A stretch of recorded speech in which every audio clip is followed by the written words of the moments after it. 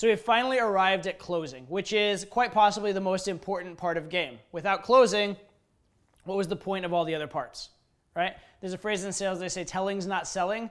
Well, talking's not closing, all right? So you can have a lot of conversations with girls, doesn't mean you're gaming. If you're not asking for a number, asking for a date, asking the girl to come home with you, if you're not escalating things towards sex, etc., you are not actually gaming. So if you're not closing, you're not gaming. I just want to point that out and just tell you the importance of this stage, right? There's a reason where I said if you only had two phases, open and close would be one of those two stages, all right? That said, it's not just about asking for the close. There's a lot of ways to make it significantly better. And the first of those ways is having not just a close, but a closing sequence. In fact, you could look at the entirety of game as a closing sequence, right? You go in, you know that you're going to either ask for a number, ask for a date, ask the girl to come home with you, right? One of those three things is happening at the end of the interaction. And so the entire interaction is structured towards making that happen, okay? So literally the entire interaction is a closing sequence. But what I'm talking about when I say closing sequence right now is the sequence that goes right before the close. So what a lot of guys will do, kind of bad game, is half-hour conversation out of nowhere, half-hour conversation in nowhere, no, just totally platonic, no intent. Hey, what's your number? And it's almost a surprise when you ask for the girl's number. Even if it's been a relatively intentful conversation, there's some back and forth. If you haven't, developed a premise, if you haven't evaluated her, if you haven't developed any kind of narrative, it might not make sense to close. So that's all part of the closing sequence as well. However, even if you have done all those things, if you're at the moment where you're about to part company, it's going to be helpful if you at least create a little something along the lines of the close itself, right? And to be fair, if you have created evaluation and narrative and that kind of stuff, you probably can say, hey, what's your number? And that will do. But let's look at a much shorter interaction. Let's say that you had, a very quick interaction. Maybe you meet the girl like at a bus stop or something. You're walking by, she's at a bus stop. You talk to her and then her bus comes and you need to close right then and there. The sort of obvious thing to do is like, okay, cool, what's your number, right? But say you've only talked for like 15 seconds. Is it really plausible you're going to get a number there? Not that often. And if you do, it's probably going to be really flaky. What could you do that would make the number more solid? How can you make this long closing sequence that is the entire interaction, compress it really quickly right before the close so that you're going to get a more likely close? And the way you could do it is this. You seed the close, you qualify her, and then you close. So for example, you seem like you're kind of, actually wait, are you adventurous?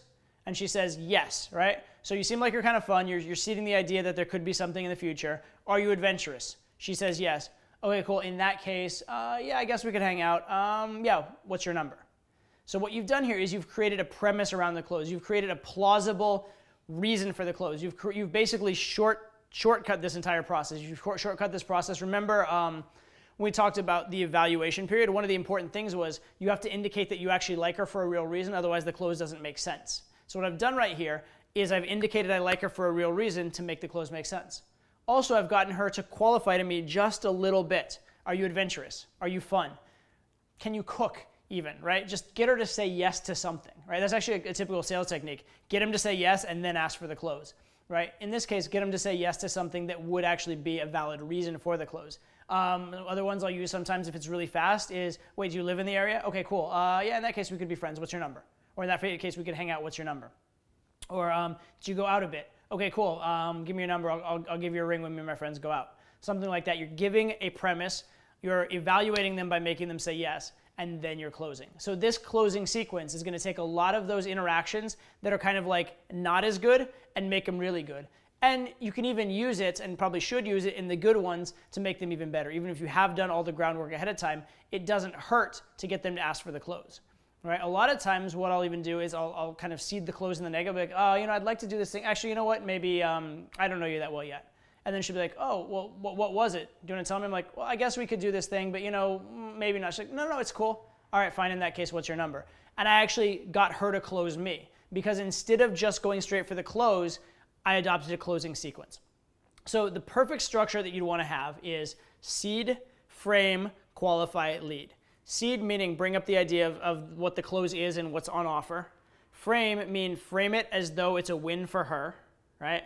Qualify, which you know what that is, that's part of the evaluation phase, right? Get her to buy in, get her to commit, or even if you don't have time for that, just say that she has been evaluated positively in some way. Yeah, you seem cool, so anyway, right?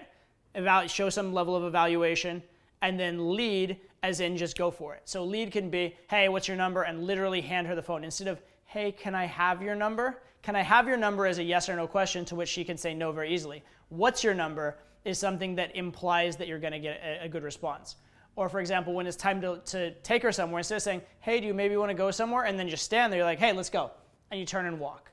Okay? So leading is, once you've done your groundwork, once you know that you deserve to get a close, assume that it's on and just lead. So there's the process, the general process: seed, frame, qualify, lead. To whatever extent you can implement that into your closing, you're going to get a better result than if you just close out of the blue.